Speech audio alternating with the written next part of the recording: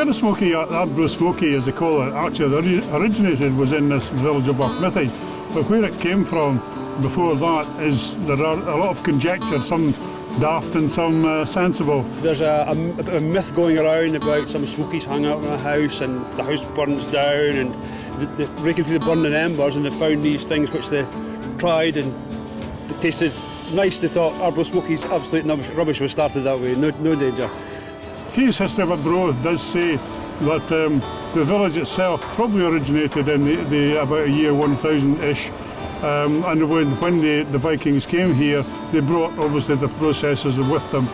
It stayed fairly isolated. Now, whether that's because people didn't move very much, I don't know, but when Auchmithy developed as a village, it was dependent on the harbour and the creation of the harbour, and Arbroath itself had no fishing fleet, and they were very keen to attract the fishermen to Arbroath, so they gave them incentives of land and money to settle in Arbroath.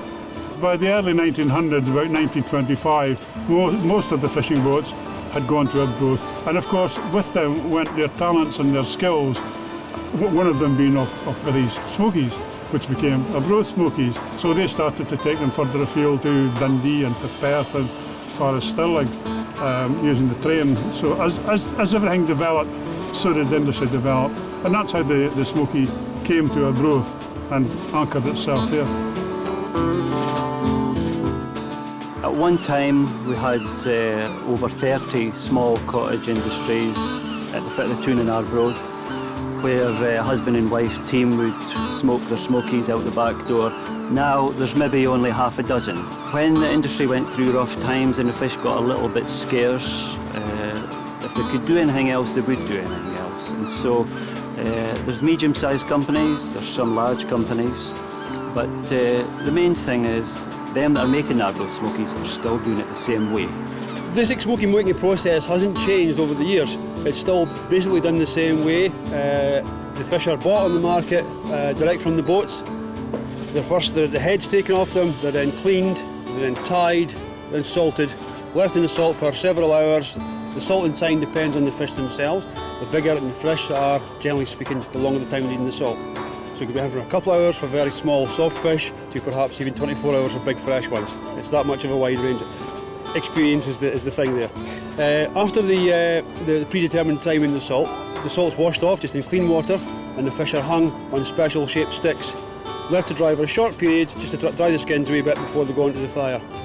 The fire itself is a hardwood log fire. A general mixture of hardwoods is okay. I particularly like to get as much oak and beech as I can, simply for reasons of consistency of flavour.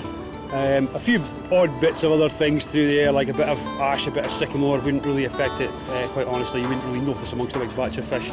I wouldn't like to burn all of one certain kind of wood. For instance, I wouldn't like to burn a lot of elm, because elm is quite a strong, distinctive, bitter flavoured smoke. I don't like elm, I don't like the colour you get with elm either. But generally, most of the other hardwoods are fine. The fish are placed over the top of the barrel, with the fire underneath. The whole lot's covered down with hessian bags, and all the flames then die down, and you have lots of steam and smoke. The water and the juice dripping out of the fish, landing in the hot embers, creating lots of steam and smoke. It's a very, very moist, humid atmosphere.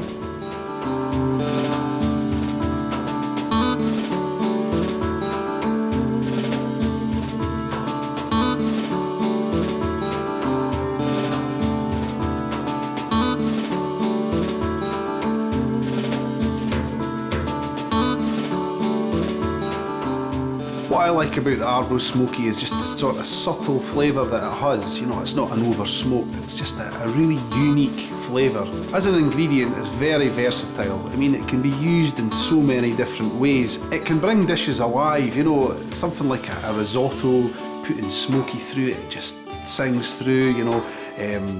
Using it on its own for breakfast, just simple, with butter on it, you know, it's fantastic. I mean, I've done many of the dishes, really fantastic dishes in competitions where I've used it in like a brandad or in a tian or different things like that, and you can get really chefy with it, but as I say, you can get great results with doing very little to it as well. I use the Smokie a lot. I've demonstrated it all over the world, and everywhere you go, you know, whether it's London, whether it's Paris, as far as South Africa, it's the same response. It's just, wow, what is this? You know, what is it? You know, we really are so proud to have it on our doorstep. Arbroath Smokie has a PGI status, which stands for Protected Geographical Identification. It's a status which the Smokie achieved after my dad's tireless campaigning. He fought for about 3 years and he wrote virtually the entire spec for the Arbroath Smokie. The important thing is that it is original, it's traditional, and it's valuable for that. It's good to have something which will attract people to the town. They can walk around the town and they can see the signs that say Arbroath Smokies here, there and everywhere. And almost everybody that comes to Arbroath on a visit goes to some of these people to buy their smokies to take home. And if they take it home with the sticker on them that says PGI, then they know that they've got the real product. So what we're really saying is the wee processor now is protected. If he wants to expand his product and take it further afield, then he can do so. And the people that buy it in the knowledge that it is the original and properly developed product. It is as it should be. And that's something that we don't often get in food nowadays. My own smokie making operation involves me effectively taking Arbroath Smokie on the road. Although I can't legally call it an Arbroath Smokie, to all intents and purposes, everything else is Arbroath about it other than the final location where it's made, so they're only called smokies here today. By doing this, taking the smokie on the road, recreating the original process, using the barrels, the hardwood logs and so on, smoking it exactly the way it's always been done, it's allowing people to see this ancient craft that many, many people, unless they come to Arbroath, had never seen before. So in a way, I feel I'm promoting the Arbroath Smokie to a much wider audience, and hopefully that's benefiting the whole of Arbroath producers. We've got a fish shop by the harbour there, and we sell a lot of Arbroath Smokies for tourists that would like to come and sit by Arbroath Marina and eat an open smokie whilst watching the boats coming in and out.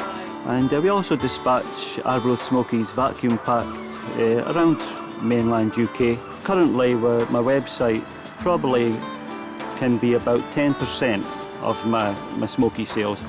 Arbroathians, Raidlichties, who are homesick, get a little bit sentimental about an Arbroath Smokie. One customer in particular demands a pair every Saturday while he's watching the Scottish football results. And if I don't have them to him for the Saturday, he gets quite upset.